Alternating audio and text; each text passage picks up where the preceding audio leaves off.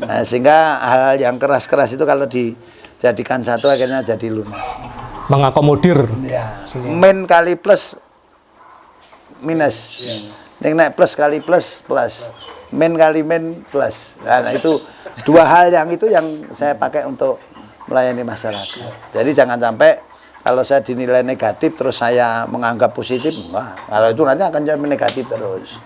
Ya, itu yang mesti kami sampaikan kepada netizen lah paling tidak. Jadi jangan menilai saya ini pencitraan. Namun itu memang pekerjaan yang saya geluti dari dulu sampai sekarang. Nah, sehingga kalau las-lasan saya itu mentel-mentel, nah perlu digerita itu bukan tukang las. Nah, selama ini las-lasan saya itu rata dengan benda yang saya satukan ini, itulah arti sebuah ngelas yang sesungguhnya. Seni dari ngelas. Ya, karena apa? Kalau digerinda itu kekuatannya berkurang. Nah, sehingga kalau satu sisi ini dilasnya itu lebih baik rata, tidak perlu digerinda, tinggal di tempul dicat selesai. Jadi tidak akan lihat. Kalau mau dipamerkan cat las-lasannya pun lebih bisa dilihat. Oh, inilah lasan beneran. Nah, tidak belajar ngelas kan gitu.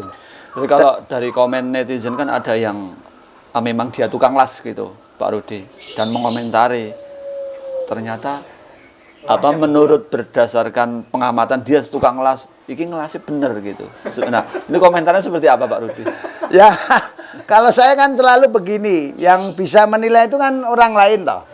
Saya tidak pernah menilai diri saya sendiri. Nah, sehingga selama 15 tahun itu warga masyarakat mau menilai saya positif, sangat-sangat bersyukur. Dinilai negatif saya juga bersyukur dan tidak akan protes. Itu saja bagi saya, karena apapun yang saya lakukan tentunya ada yang suka, ada yang tidak. Namun sekali lagi bahwa yang saya kerjakan ini jenengan belum, nanti kalau saya milih kardus karton yang baik ini nanti dijual baik, yang jelek nanti dikilokan dan sebagainya, itu juga kita lakukan. Tidak ada persoalan, saya tidak malu kok. Jual kardus bekas ya Pak? Iya, kita kan mengikut lelang mengambil kardus-kardus di perusahaan itu. Ya kardus, ya plastik, ya macam-macam, ya drum dan sebagainya.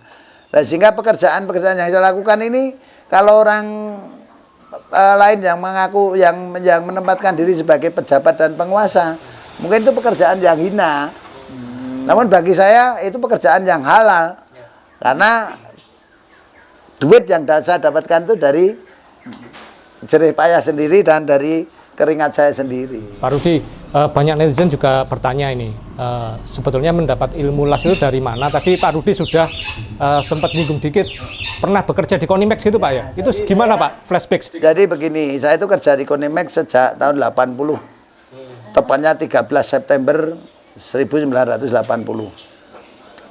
Saya di sana berangkatnya juga dari bawah, bersih-bersih pabrik dulu.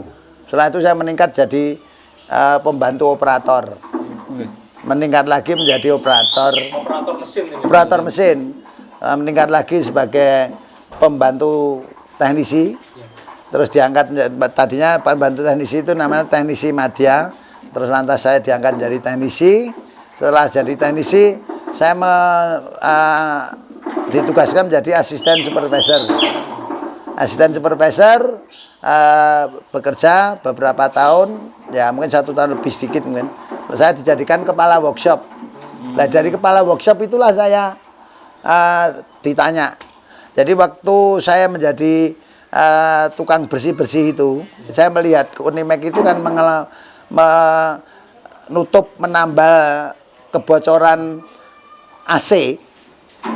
Itu kan satu lubang jarum aja ngelasnya waktu itu biayanya 10.000. Saya ngomong kok mahal. Pada zaman itu. Pada zaman tahun 80-an. Kok mahal, Pak? Saya ditanya, kamu bisa ngelas? Bisa. Namun saya belum pernah mendapatkan pelajaran ngelas. Tapi saya bisa.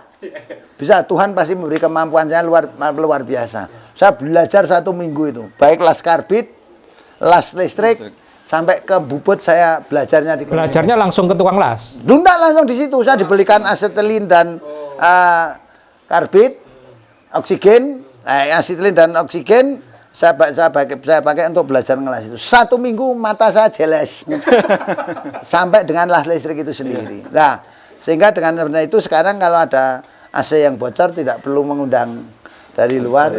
Kita las sendiri dan itu efisien.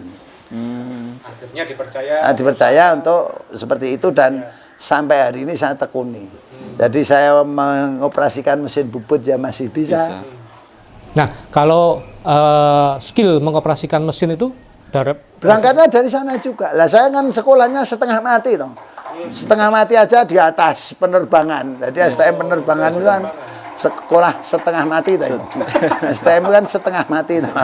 Karena begitu belajar mendapat ilmu, saya lulus harus bekerja kan tidak ada waktu untuk masa remaja dan untuk dewasa kan tidak ada. Makanya saya buat sekolah setengah mati itu STM.